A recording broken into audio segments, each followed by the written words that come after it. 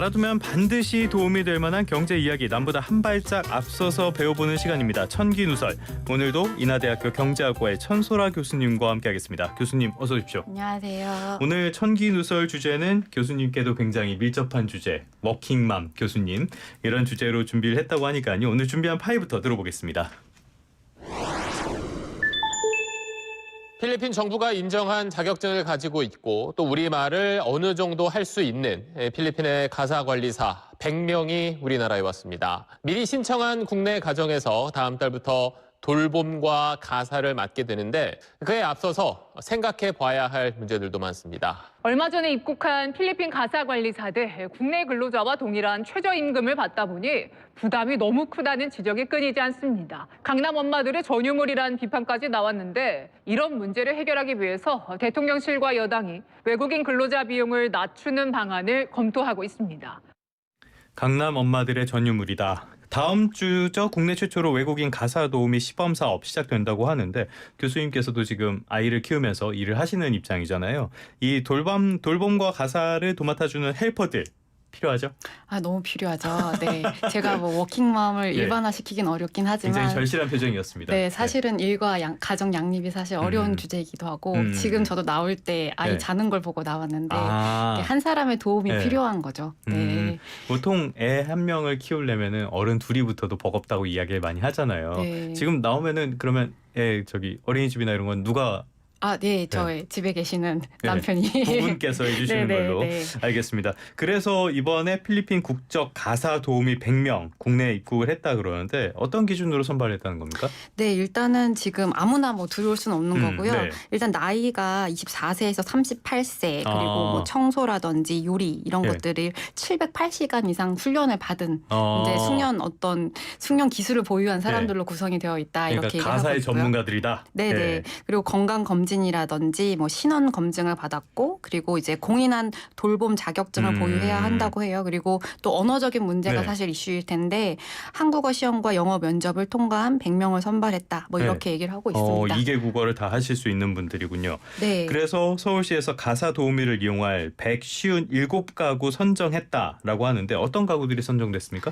일단은 이제 그 서울시에서 이제 지역별로 분포를 보면 네. 전체 이제 157 그 가구 중에서 약 59건은 이제 뭐 강남 쪽에 집중이 되어 있다 이렇게 얘기를 하고 있고요. 예. 그러니까 전체 비율로 봤을 때는 34% 정도 되는 거죠. 네. 그리고 뭐 수요에 대한 얘기가 많이 있었었는데 경쟁률이 벌써 그 집계된 바에 의하면 5대 1이었다고 해요. 그리고 신청 가구의 대부분도 좀 강남 쪽에 집중이 되어 있다. 절반 이상이었다. 이런 얘기를 하고 있고요. 예. 그리고 이제 신청자 기준으로 봤을 때 그리고 이제 물론 이제 집중이 되어 있지만 선발된 결과를 보면 사실 네. 이렇게 고르게 분포가 되어 있긴 하거든요. 아. 네, 비율 자체가 좀 높긴 하고 그리고 맞벌이 다자녀 가구가 좀 비중이 높았고요. 대부분 좀 도움을 필요로 하는 영유아 그러니까 좀 7세 이하의 아이를 뭐 가지고 있는 가정에서 좀 많이 네네네. 선호를 했었고 그리고 이제 주 5회 이상을 신청한 가구들이 많았고요. 그리고 하루 근무 시간이 4시간이 제일 많았다고 해요. 그리고 이제 풀타임보다는 네. 4시간을 선호하는 걸로 나타났고 그리고 이제 신청 그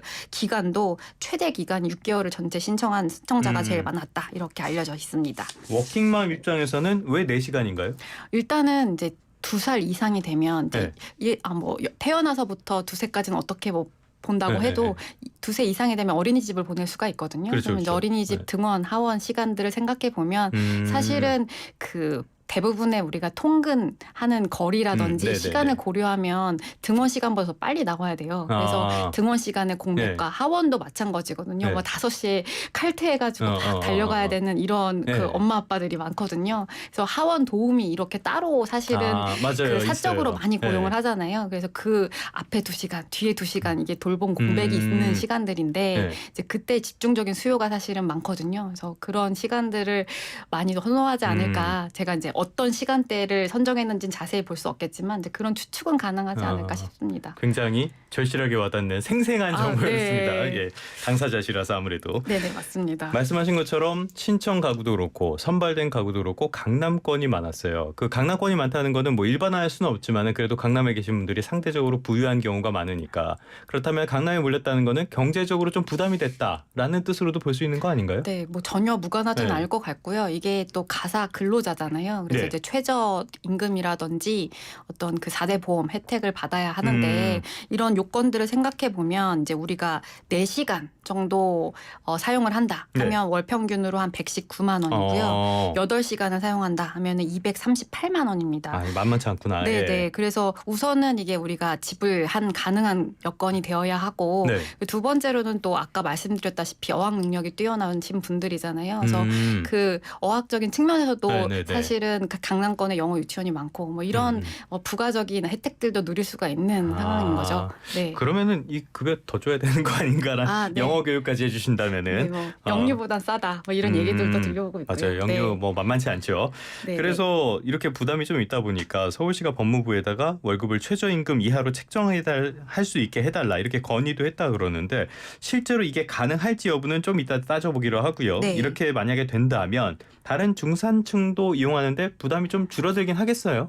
어쨌든 비용 측면에서만 예. 보면 일단은 지금 뭐 8시간이 238만 원이잖아요. 네. 이제 우리나라 사람들의 뭐 3, 40대가 다 대기업에 근무하진 않고 있기 때문에 중소기업 평균 연봉에서 월급에서 크게 다르지 않거든요. 사실 뭐 예. 지금 제가 그 정확한 수치가 기억이 안 나는데 약 2022년 기준으로 봤을 때 중소기업 평균 임금이 한 286만 원 정도 돼요.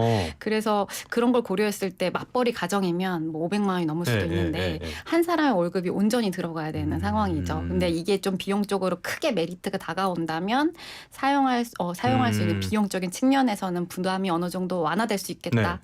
이런 생각은 하고 있습니다. 알겠습니다. 그런데 이제 결국에는 현실적인 문제를 짚어봐야 할 텐데 개인적으로는 도의적인 문제가 제일 걸리기는 해요. 근데 도의적인 문제는 일단은 좀 빼놓기로 하고요. 이게 우리나라 노동법이나 ILO 그러니까 국제노동기구 이쪽의 규약에 따랐을 때 외국인 가사 도우미들에게 최저임금을 적용하지 않는다. 이게 가능은 한 겁니까? 일단은 우리나라가 말씀하신 것처럼 네. 국제노동기구의 협약에 가입이 되어 있기 때문에 탈퇴를 하지 않고서는 사실은 어려운 문제고요. 현실적으로. 네, 그래서 그 뭐 국내법상에도 근로기준법이 있고 그리고 외국인 고용법에도 차별을 명시적으로 금지하는 뭐 법 같은 게 있는데 네네네.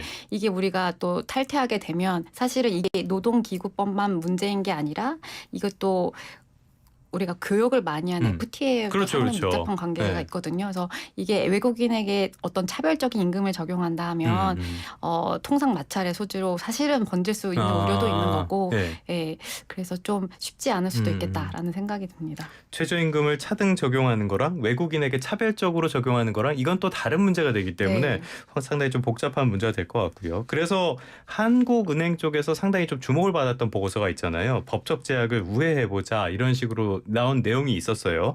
그러니까 개별 이용자 가정에서 중개기관 없이 외국인과 사적 계약을 맺고 직고용을 해보자 이런 모델이었거든요. 이거 현실성 있는 대안입니까?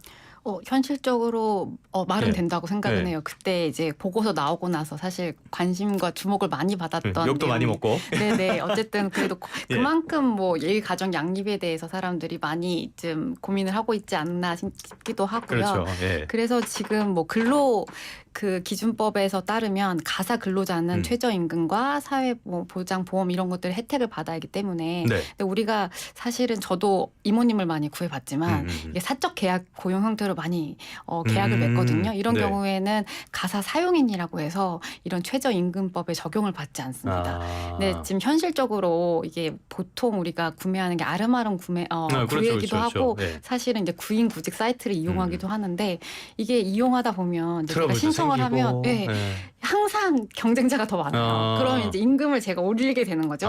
그래서 시장에서 평균적으로 책정하는 내국인의 이모님에 대한 가격은 사실 더 높게 설정되어 있다는 것이 하는 보고서에 나와 있는 내용이고요. 수요와 공급에 따라서 잘 자연스럽게 알려져 가격 올라가고. 있는. 그리고 사실은 이런 그 고용 형태, 사적 고용으로 많이 이용하는 그 돌봄 서비스에 종사하시는 분들이 사실은 내국인 아니면 그 조선족 뭐 이렇게 구분이 많이 되어 있거든요. 사실은 거기서 또 가격 차별이 조금 있긴 한데 그 내국인 프리미엄이 좀 있는 거죠. 이런 것들은 사실 이제 구해보다 보면 얼마나 이모님을 구하기 어려운가라는 사실을 절실히 깨닫고 결국에는 이제 임금을 올리는 방향으로 작용할 수밖에 없는 거죠. 저도 필요했을 때 조금 알아는 봤었는데 바로 포기했습니다.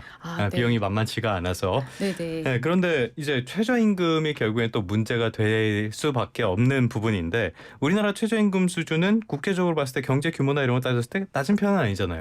그게 뭐 그러니까 이번에도 사실은 우리 네. 최저임금 논의할 음, 때 이제 그 노동자 측과 이제 사용자, 경영자 측에 네. 이제 뭐 근거하는 자료들을 비교할 때 시선이 완전히 달라서. 네, 그래서 이제 통계들을 보면서 중립적인 시각을 얘기해드리면 좋을 것 같은데 절대적인 수준 자체만 묶어보면 네. 이제 OECD에 좀 낮은 수준인 거죠. 가격 자체는. 네. 그리고 뭐 아시아 국가들만 또 샘플을 나눠서 보면 1위다. 뭐 이렇게 음. 얘기를 하고 있고요. 2022년 기준으로 봤을 때.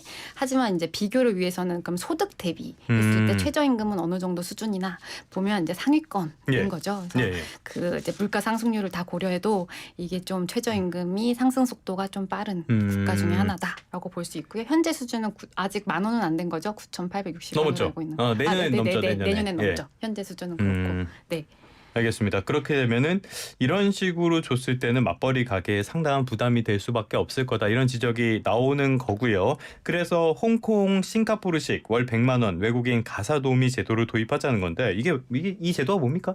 일단은 아까 말씀드린 것처럼 그 이제 사적 고용 계약으로? 예. 고용 형태로 지금 하고 있는 국가 대표적인 사례가 이제 홍콩과 싱가포르를 들 수가 있거든요. 예. 근데 이제 뭐 홍콩이라든지 싱가포르 같은 경우에는 워낙 또 다인종 국가기도 하고 이 제도가 사실은 1970년대부터 굉장히 점진적으로 시행이 되긴 했어요. 예. 그래서 지금 비용 측면에서만 봤을 때는 홍콩 같은 경우에는 뭐 가사 도우미, 뭐 그리고 돌봄 도우미 사실은 수준이 조금 다르긴 한데 그래도 월 뭐 100만 원 이내에서 사용을 할 수가 있고요. 여기 안에는 또 이제 월급뿐만 아니라 사실은 뭐 주거도 제공해야 하고 식비도 제공해야 되고 뭐 이런 문제들도 있고요. 싱가포르 같은 경우에도 이제 뭐 월 평균 한 60만 원 정도 주긴 하는데 여기에 이제 식사, 주거, 그리고 의료비, 항공료 같은 어떤 고용 안정비 등도 네. 추가적으로 지불을 해야 되는 거고요.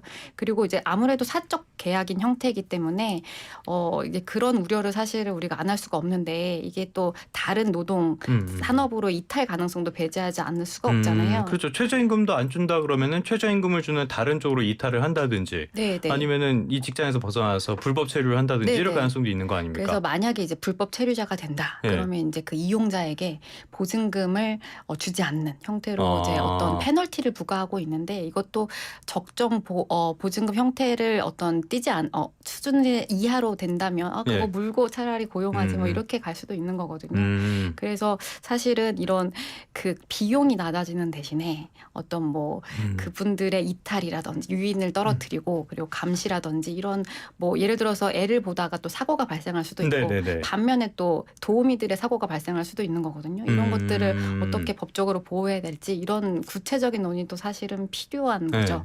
거기다 아까 도의적인 이야기도 드렸는데 우리가 외국인을 고용을 하면서 우리가 하기 어려워서 외국인들을 고용을 하면서 그쪽에서 임금을 차별을 한다? 그러면 이건 또 도의적인 문제도 분명히 생길 거란 말이죠. 그렇다면 이게 현실성은 별로 없다고 봐야겠네요. 이렇게 차등하는 게. 일단은 이제 차등을 하려면 예. 사실은 이게 법 개정 사안이기 때문에 여야당에서 합의가 필요한 사안이기도 하고 이게 사실은 그건 좀 기대하기가. 예, 차등에 한다는 그 논거 자체가 보통 이 돌봄이라든지 서비스업 생산 직군 같은 이제 분야들이 네. 이제 생산성이 좀 낮다 이렇게 얘기할 수 있을 것 같아요. 차별한다고 한다면. 그렇죠, 근데 그렇죠. 여기에 또 외국인에 네. 대한 어떤 차등을 둔다고 하면 사실은 이게 또 지금 현재 네. 요건 하에서 뭐 IA로라든지 이런 것 법상에서 어떻게 이거를 또 구체화시켜서 실행 가능하게 할지 좀 저는 많은 이제 장벽들이 기다리고 있다 이렇게 보고 있습니다. 우리가 뭐 선택하지 않은 걸로 차별을 받으면 안 되죠. 이런 네네. 것들은 뭐 외국인에 대한 차별이 될 수 있으니까 좀 뭐랄까 심도 깊은 논의가 필요할 것 같고요. 네. 결국에 이런 제도가 나오게 된 게 우리나라의 저출생 문제가 워낙 심각하다 보니까 가사를 도와주는 이런 기능이 필요하겠다 해서 나온 거잖아요. 실제로 이게 저출생의 해법 가운데 하나 될 수 있을까요? 그 보고서가 나오고 나서 네. 그 고용노동부에서 그 후에 또 이제 뭐 세미나 토론회 같은 거 했었었는데 그때 이제 노동연구원에서 발표된 자료에 따르면 이 외국인 가사 노무미를 고용한다고 해서 그 고용한 국가들 홍콩이라든지 대만이라든지 싱가포르 자체에 뭐 유의미하게 출산율이 반등했다는 통계적인 유의성을 찾기 어려웠다 이런 보고서도 있거든요. 예. 그리고 한은에서 이제 올 초에 이제 많은 저출산 원인에 대해서 보고서들이 나왔었는데 그 제가 좀 주목했던 보고서 중에 하나가 그 원인을 다각도로 좀 조명을 했었어요. 그래서 그 첫 번째가 경쟁 압력, 그리고 뭐 주거 불안, 네. 그리고 양육 불안, 그리고 고용 불안 이렇게 여러 가지 사회 전반적인 문제들이 얽혀서 뭐 나온 총체적인 난국이네요. 그 결과치가 네. 바로 저출생인 거죠. 아. 그래서 저는 뭐 개인적으로 어느 정도의 그 워킹맘의 그 노동 부담 완화에는 일조할 수 있겠지만 이것이 우선은 가격적으로 메리트가 사실은 지금은 크지 않고 뭐 있다고 하더라도 이게 사실은 고용 부담이라든지 주거 불안이 여전한 상황에서는 엄마 아빠들이 더 일터로 나가서 일을 그럴 할 수밖에 수밖에 없는 없죠. 상황인 네. 거거든요. 네. 그래서 근본적인 해법까지는 사실 장기적인 시기에서 접근하기 때문에 뭐 단기적인 해방책은 될 수 없겠지만 그럼에도 불구하고 지금 워낙 그 돌봄 인력이 적기 때문에 어느 정도 숨통을 트이는 일부 효과는 있을 수 있겠다 이렇게 보고 있습니다. 근본적인 효과는 없지만은 일부 정도의 효과는 있을 수 있다. 뭐 싱가포르 같은 나라는 이런 도우미보다는 역시 이민을 좀 적극적으로 받아들이고 이런 것들이 효과를 본 거 아닙니까? 좀 그랬던 것 같은데. 네, 맞습니다. 근데 이제 뭐 이게 자체가 지금 고용 허가제 형태라든지 전문 고용 형태로 들어오기 때문에 사실 이민 정책과는 조금 지금 다른 결이 있고요. 그리고 지금 뭐 외국인 근로자를 생각해 봤을 때 제조업의 뭐 조선업이라든지 여러 가지 분야들은 그렇죠. 사실은 내국인들이 많이 취업을 기피하는 현상들도 발생하고 있거든요. 힘드니까. 네, 그래서 사실은 그쪽에는 외국 인력들이 들어오지 않으면 생산이 아예 불가능한 상황이 발생할 수 있고요. 그러니까 이것들을 사실은 조화롭게 어떻게 해결해 나가야 될까 이런 것들이 사회적 논의가 아예 받아들이지 않는 거는 정말 그 한국의 생산성이 급격히 추락할 수밖에 없게 이거는 불보듯 이제 뻔하죠. 네, 뭐. 갈 수밖에 없는 길이기 때문에 이것을 가만 지켜보기에는 사실은 우리가 아예 받아들이지 않을 수는 없다. 네, 그래서 뭐 제도적인 허점이 있다면 좀 보완해 나가면서 이제 정책 설계를 통해서 그래도 조금 그 문제점들을 해결할 수 있는 방향으로 가야 되지 않을까 저는 그렇게 보고 있습니다. 그럼 끝으로 이거 짧게 좀 말씀 여쭤볼게요. 네. 가사 도우미가 꼭 필요하긴 한데 이 제도에만 집중을 해가지고 어떤 점이 더 보강되면 좋을 것 같으세요? 우선은 가장 이제 엄마 입장에서 봤을 때는 믿고 맡길 수 있는 분한테 쓰고 싶거든요. 그리고 돈만 된다면 사실은 저 같은 경우에는 말이 잘 통하고 그래도 한국 문화를 이해할 수 있는 내국인을 선호하기 때문에 좀 보완책은 이게 또 말이 좀 중구난방으로 가는 것 같긴 한데 제가 가장 우려하는 바는 사실은 다른 쪽에 어느 정도의 그 최저임금을 보장할 수 있는 섹터들이 계속 남아 있거든요. 그래서 이 노동시장 이탈이 이제 어쨌든 가능한 구조라면 이탈을 100% 차단하기는 어려울 수도 있겠다 이런 생각으로 이제 그것을 어떻게 막아 나갈 것인가 이런 것들 관리 감독을 어떻게 해야 될까 이런 것들이 좀 제도가 보완되어야 한다라고 생각을 합니다. 첫 번째는 가격이고요. 네. 어렵네요. 네, 알겠습니다. 지금까지 엄마가 전해드린 가사 도우미 논란 종합적으로 한번 짚어봤습니다. 인하대학교 경제학과의 천소라 교수님과 함께했습니다. 오늘 말씀 고맙습니다. 네, 감사합니다.